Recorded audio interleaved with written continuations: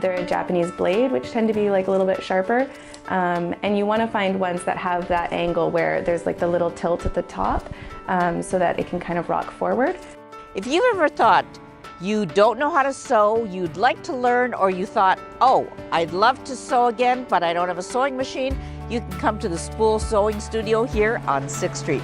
Nicole is the young entrepreneur who started this business. The whole reason I started this business was how many people I knew who would say like, well, I've got a machine, but it's been hiding in my closet for like 5 years because I can sew, but I can't fill a bobbin. Or, you know, just I can get it started, but if there's a problem, I'm just stuck. I don't know where to go. And so I started sewing with friends, just teaching them. And then this kind of grew out of being a home-based business to a downtown business pretty organically.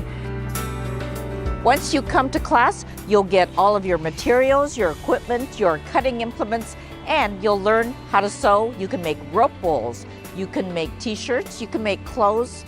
The sky's the limit. We also have classes for men. So we have Bros Who Sew. We just did a session where they made t-shirts. And they came, some of them had already done some sewing with me, some of them were brand new. And so it's really trying to be inclusive. So we don't want it to feel like it's just a traditionally female space. We want it to be open to everybody. So we try to make a range of classes that makes it interesting for everyone.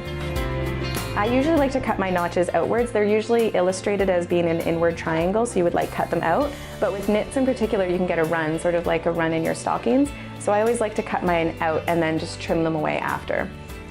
A lot of people will come and start with our foundations class, and in that one you really learn how a machine works. So it's not just like sit down and use the machine, you really learn the principles so that you can troubleshoot on any machine. So you can go home and use your 30-year-old vintage machine and troubleshoot when there's problems.